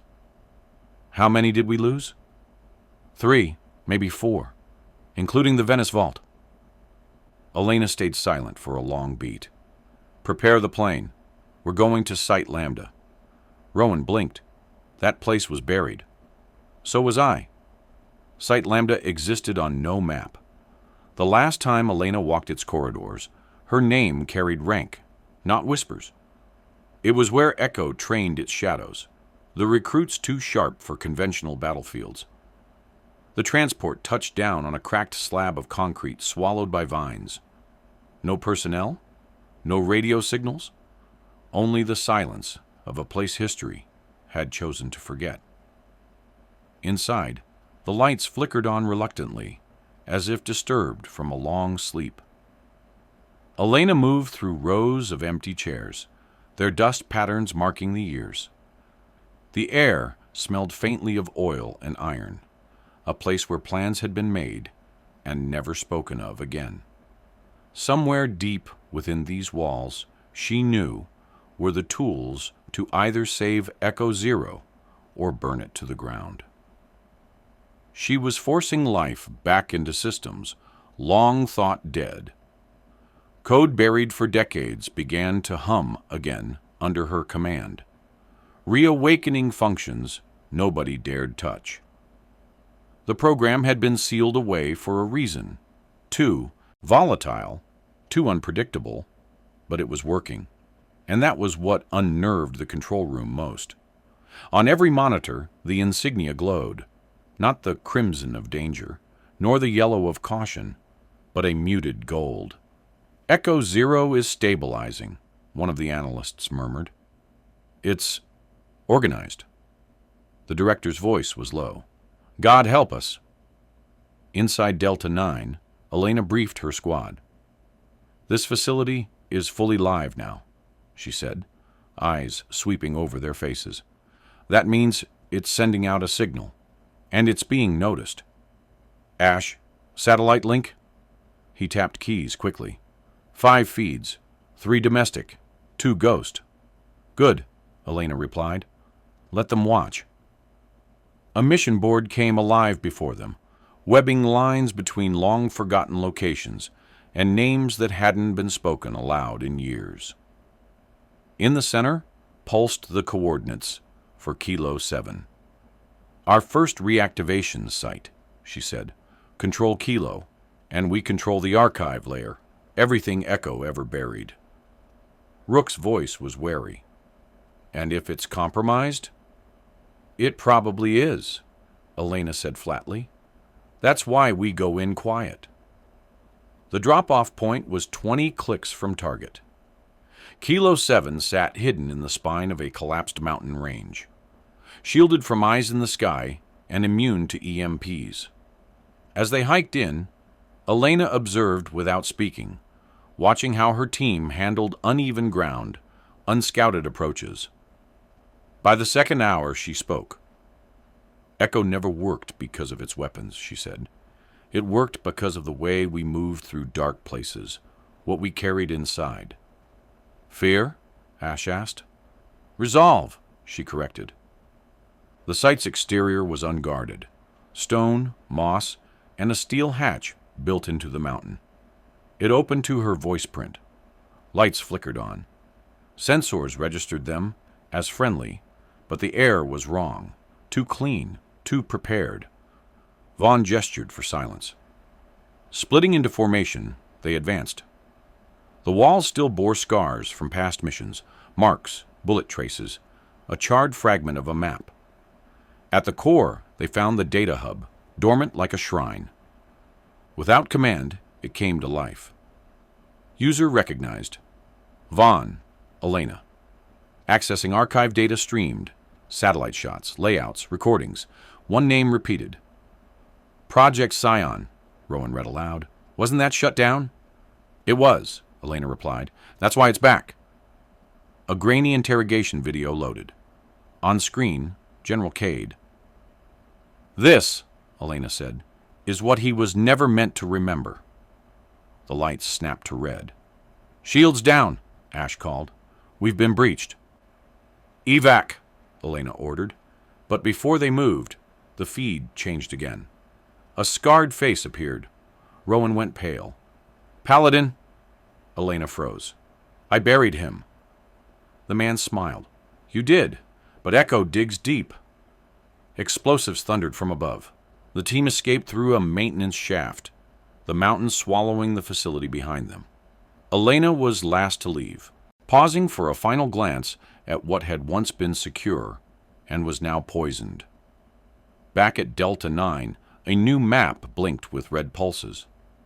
They know we're active, Rowan said.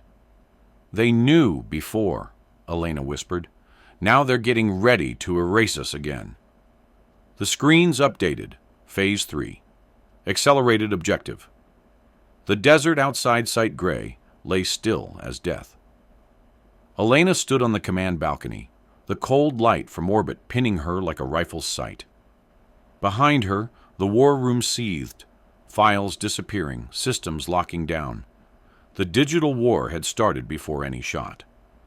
Rowan entered. Scion's agents hit 3 ghost relays in the last 6 hours.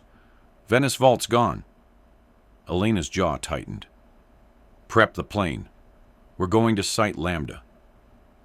Lambda didn't exist on official maps. It was where Echo trained its shadows, recruits too sharp for open war. Their transport touched down on cracked concrete. No personnel, no radio chatter, only silence. Inside dust-coated dorms, abandoned firing ranges.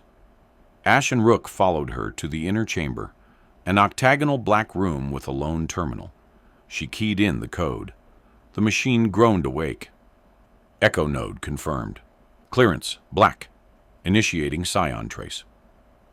On the screen, red lines crawled across a digital globe. Roots, Elena murmured. Not just servers, people, infrastructure, everything they're built on. Far away, Paladin watched the same map.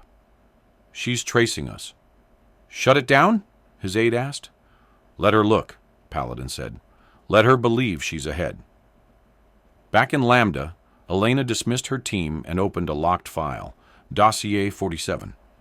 A new face appeared. Not Paladin. Her fists clenched. At Site Gray, Rowan saw her comms go dark. She's triggered Dossier 47, he told Ash. That file's sealed with Echo Black, Ash said. She's making a move, Rowan muttered. One they'll notice. At Langley, alarms sounded. They're breaching Tier 0 clearance, an analyst reported. That's exothreat level, the director said. They're not looking outward, came the reply. They're looking beneath us.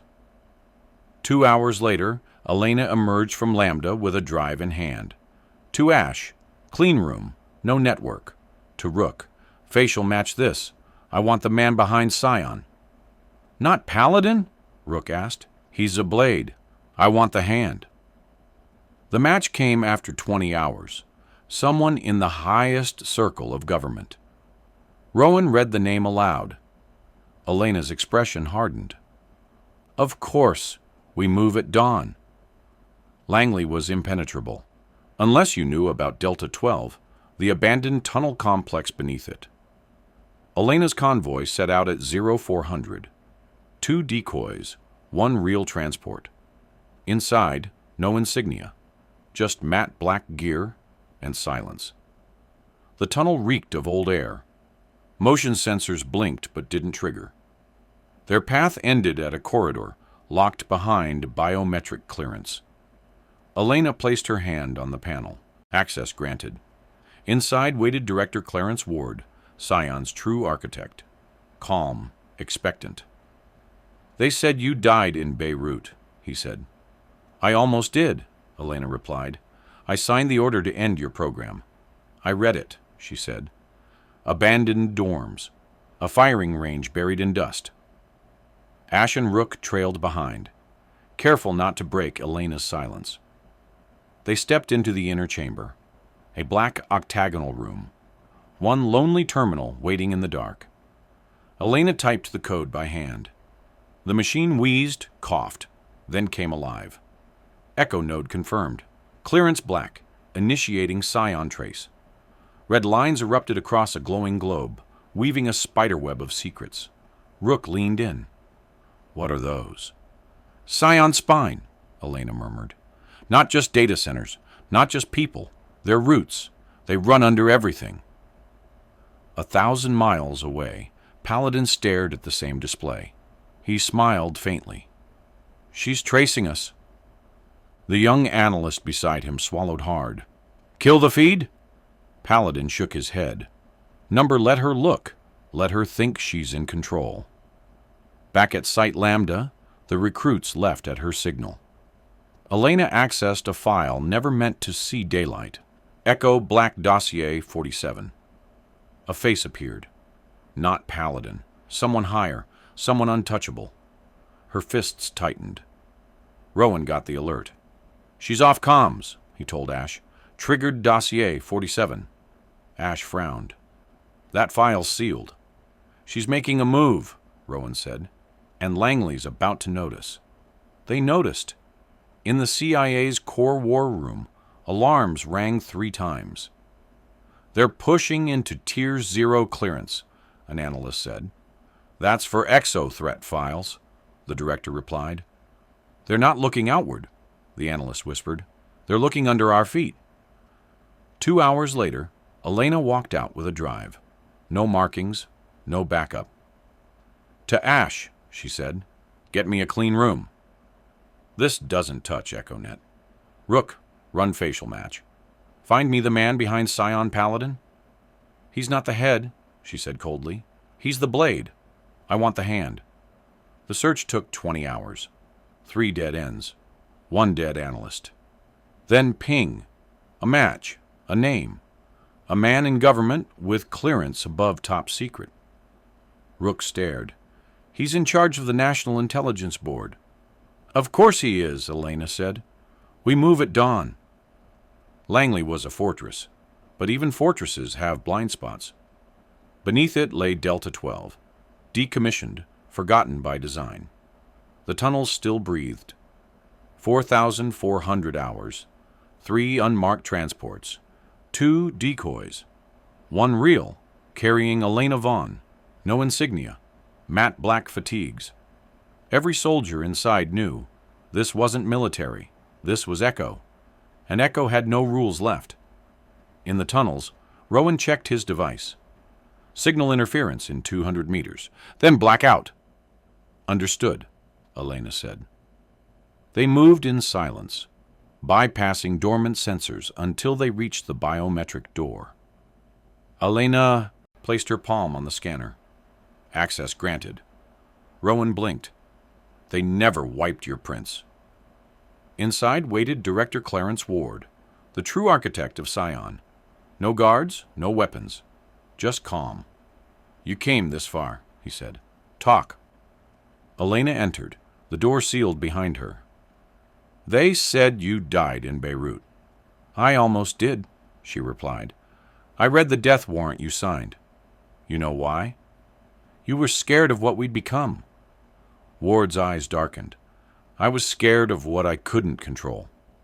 She set the drive on his desk. "Then you know what comes next."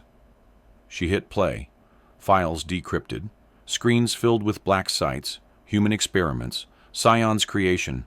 Not for defense, but for power. Controlled chaos. Ward's calm shattered. "This isn't supposed to exist." "That's what they said about me," Elena said.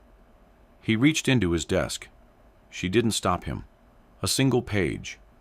The Echo symbol, crossed out in red. "You can't bring Echo back," he rasped. "I'm not bringing it back," she said. "I'm rewriting it."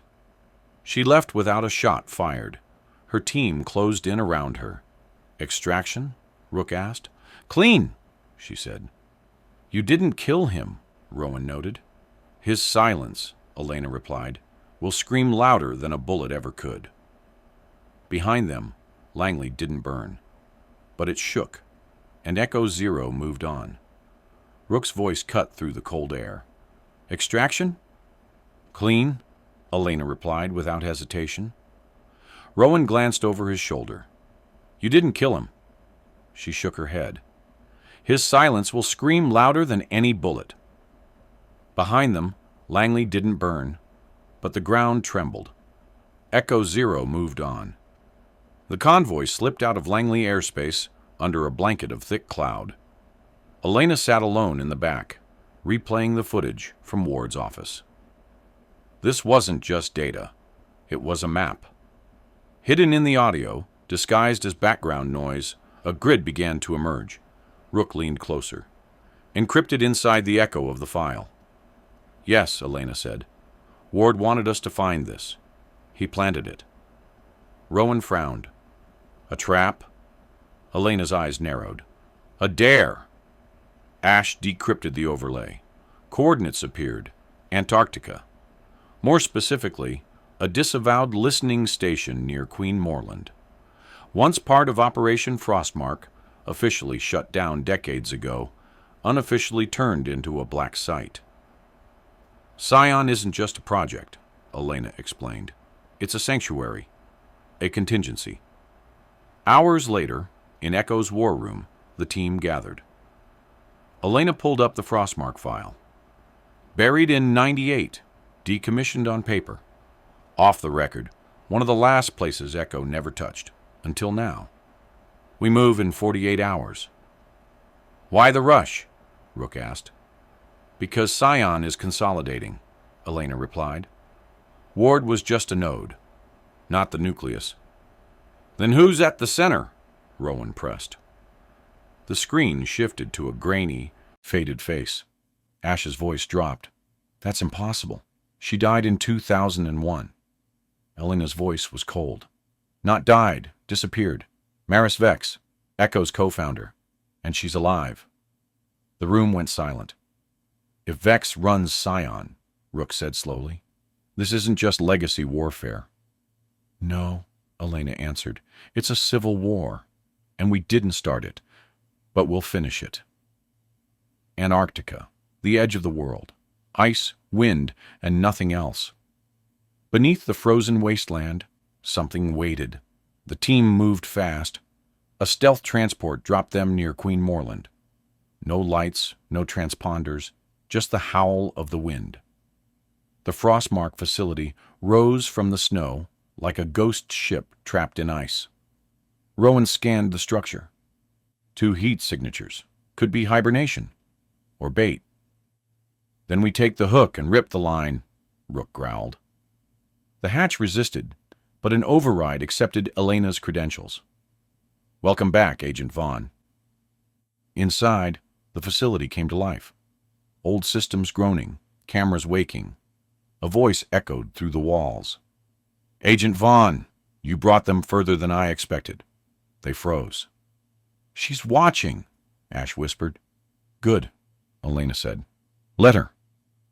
They reached a reinforced vault door marked with Frostmark's cracked compass symbol. Elena placed her palm on the scanner. The door opened with a hiss. Inside stood Maris Vex, older, thinner, hair white, but eyes sharp. So, you came, she said. I wondered which of you would find me first. We found them all, Elena replied. Ward, Cade, Spectre. You're the last. Vex nodded. Then it ends here. You sound eager, Rook said. Because Scion was never meant to survive. It was a trial. To find the one strong enough to end it. You created this chaos just to test us? Rowan demanded. No, Vex said. I revealed the world as it is. You chose to fight it. That makes you Echo. She gestured to a chamber behind her. Lights came on, revealing rows of cryopods. Each bore initials, some with names the team thought long dead. These, Vex said, are the echoes of Echo. My final gambit. Elena stepped forward. And if I destroy them? Then you pass the test. Ash whispered. It's a vault of monsters. Rook shook his head. Number. It's a mirror. A beat of silence. Then alarms blared. Inbound aircraft, Rowan called out. 3 cloaked signatures. 5 minutes out. Elena's jaw tightened. Scion's failsafe. They never trusted Vex to stay quiet. Vex didn't flinch. Then hurry. Give me the master key. She reached under the console, pulled out a chip, and pressed it into Elena's hand. Don't waste it. The team split instantly. Rook and Rowan securing the perimeter, Ash ripping every last file from the command console. Elena stepped into the vault. Past frozen warriors, past ghosts in glass. 2 options blinked at her on the control panel. Release. Purge. The roar of incoming gunships rattled the walls. Rotor blades tore the air. Elena slid the master key in. The screen recognized her command. Echo fallout. Release or purge. Ash's voice crackled through the comms. Visual on Scion strike team. Fast approach. Heavy weapons. No insignia. Elena didn't blink. She hit purge. Cryopods hissed, not with awakening, but with annihilation. Every frozen legend dissolved into silence. Vex's eyes didn't soften. That was the right choice. Elena stepped closer. You don't get to decide that. Neither do you, Vex said, but history will. Outside, snow exploded with gunfire. Rook and Rowan held behind cover as Scion troops descended, silent, lethal, methodical. They're not here to destroy, Rowan said. They're here to take something. Rook chambered around. They're too late. Inside, Elena slammed the blast shields down, auto turrets whirring to life. We end this here, she turned to Vex. You're staying. This is where I began, Vex said calmly. It's where I end. Elena tossed her a secure drive. Full record of Scion. The world will know. Vex smiled faintly. Truth is colder than this place. Elena's gaze hardened, then let it burn louder. Gunfire intensified. Rook took a round to the leg, but still dragged Rowan to safety. Ash and Elena rigged the main server core, 90 seconds to detonation. We're not letting them take anything, Elena said. Ash looked at her. We're not walking out of here, are we? Elena's eyes didn't waver. Some of us will. An explosion tore through the south wing. Rowan armed satchel charges to seal the tunnel. In the vault, Vex whispered, Echo ends with silence. Elena answered, Silence echoes. Ash stayed behind. I'll finish the countdown. You go. Elena shook her head. Ash sealed the blast doors in her face. You rebuilt Echo. I was just coding. Let me be the firewall. Elena emerged on the surface, snow stinging her face. Rook and Rowan waited at the evac beacon. Scion flanked from both sides. Now! Elena shouted. Rowan hit the detonator. The mountainside erupted, ice, fire, and stones swallowing Frostmark whole. Ash, Vex, the vault, the secrets, all gone. The Echo transport decloaked above, dropping ropes. Elena pushed her team up first, then climbed. As she rose into the white sky, the snow below bled red. Silence consumed everything. Weeks later, a tribunal convened. Elena's testimony and the Scion files rewrote global power. Leaders fell. Truths long buried came to light, but Echo stayed in the shadows. Somewhere in a forgotten archive, an unmarked box was filed away. Inside, a single white triangle. Phase 4, initiated. A month after Frostmark, the world kept spinning. But for Echo, time was different now. In Iceland, at an abandoned satellite array, Elena watched Rook and Rowan spar in the snow. The world had changed. The map hadn't. And Echo Zero, reborn under her command, was already preparing for the next war. Truth had been shown. Not a partial glimpse, not a rumor wrapped in hearsay, but the kind of truth that burned away denials like paper in a furnace. It was the kind of truth that didn't ask permission to be known. And when it came, the world didn't simply tremble. It fractured. Power, once concentrated and orderly, splintered into jagged shards, each piece sliding away into shadows no one could trace. In the void left behind, something older than Scion, older than the polished machinery of modern control, began to stir. It wasn't loud. It didn't announce itself with fanfare. It simply moved, like deep tectonic plates, grinding far beneath the surface, reshaping the future in silence. Status on the Tashkent anomaly? Elena asked, her voice quiet, but carrying the weight of expectation. She didn't look up right away. The steam from her coffee curled in the cold air of the operations floor, the bitter scent clinging to her gloves. Rowan appeared behind her, almost ghost-like. His boots didn't make a sound against the reinforced flooring. "Surveillance blackout," he said, tone clipped. "We sent 3 agents in. No response." He paused, eyes flicking toward the wall of dead screens. Satellite caught a burst signal. Then, nothing. Static. Elena nodded slowly, as if each movement was measured against some private calculation. "It's starting again." Rook joined them, unfastening the strap of his sidearm, as if instinctively preparing for something more primal than politics. "You sure it's not fallout?" His voice carried that half-hope people have when they wish disaster could still be explained by the familiar. "No," Elena said without hesitation. "This isn't backlash. It's emergence." Rowan's brow furrowed. "You thinking what I'm thinking?" "Phase 4, she replied. 2 words spoken like a key turning in a lock. The space between them filled with silence. Not the awkward kind, but the kind that wraps around people who've seen too much to need further explanation. Subterranean Vault, HQ. They moved as a unit down steel corridors lined with condensation. HQ's subterranean vault was colder than the outside air, and yet the hum of dormant servers still filled the space like a second heartbeat. Elena approached a locked case at the far end of the chamber. A white triangular container, marked only with a faded archival seal. She removed her glove and placed her palm against the biometric pad. The lock disengaged with a soft click. Inside, wrapped in static-proof mesh, lay a single chip. No label, no serial. It was as though its existence had been deliberately erased from any traceable history.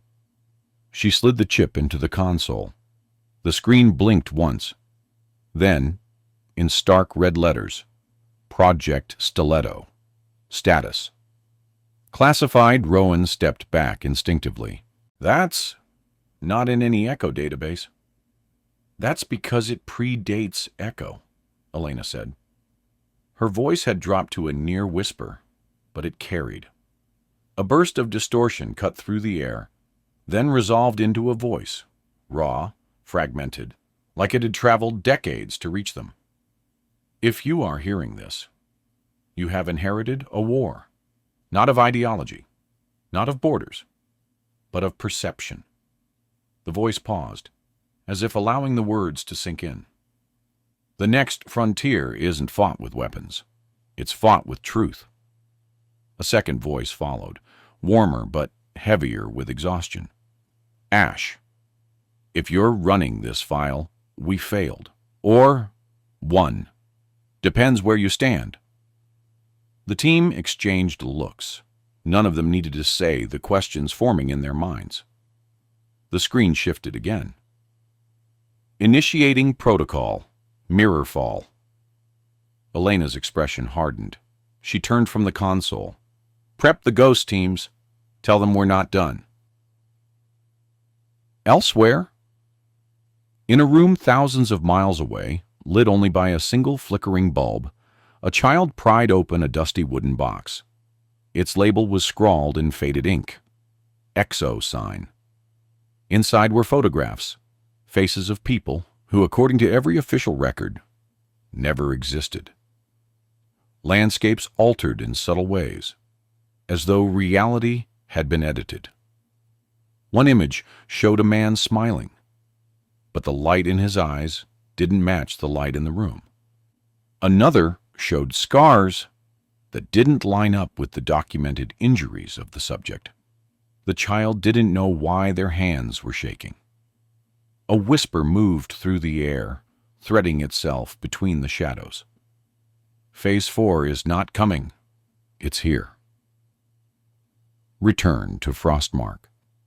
Elena stood once more on frost and stone, the horizon painted with the first strokes of sunrise. The air bit at her skin, but she didn't move. She was staring at the insignia carved into the cliff behind her. It had changed. The shattered triangle was gone. Now it was whole, and beneath it, no name, no code name, no number, just a single word. Listen. You thought it ended with a scan. You thought the story stopped when her ID lit up on the checkpoint monitor. But the silence that followed? It was only the beginning. We've walked beside Elena Vaughn, through frozen vaults and cities where lies shattered under their own weight. We've stood in rooms where names were erased before they were even spoken aloud. We've watched the world laugh at her credentials, dismiss her warnings, mock the very idea that something older and deeper than Scion could stir again, until the system blinked, until the emblem ignited. And now you've seen what came after Frostmark, after Vex, after what they called the end of Scion, or so they thought. The reality of echoes. In this world, endings echo. They bounce off unseen walls, returning warped, changed, sharper than before. And Echo listens. From a single insult tossed at a checkpoint guard to the collapse of a clandestine empire spanning continents, Elena's path was never about vengeance. It was about something harder, heavier, responsibility. It was about choosing silence, not because she was afraid to speak, but because silence was the sharpest weapon she could wield. Some stories ask you to believe in heroes. This one asks if you'll remember the people who walk away from glory, the ones who choose the burden without the recognition, the ones who carry truths too dangerous to place in the public record. So if you felt your breath catch when she faced Clarence Ward, without flinching, if your chest tightened when Ash sealed the blast doors, locking himself on the wrong side, if your pulse spiked the moment you realized Phase 4 was never about protocol, it was about people, then you already understand. You're one of us. The invitation. Where were you when you saw it? Were you watching from a safe city window, far from the frost line? Or were you in the field, comms buzzing with half-sent messages before they cut to static? Did you dismiss it as just another anomaly report? Or did you feel that itch beneath your skin, the one that told you this was different? If this echo reached you, if it stirred something you can't quite name, then don't turn away now. Because what comes next isn't quiet. It listens, it learns, and it never forgets. Closing the loop. From all of us still standing inside the circle, thank you for listening. You think you've reached the end of the file, but that's the trick. There are no endings here, only thresholds. Step through one, and another waits. More stories like this, true stories, if you can believe them, are waiting. They're already moving toward you. Click one, follow the thread, but don't expect to find comfort. We'll see you in the silence. And if you've been marked by this, you'll hear the next whisper before anyone else does.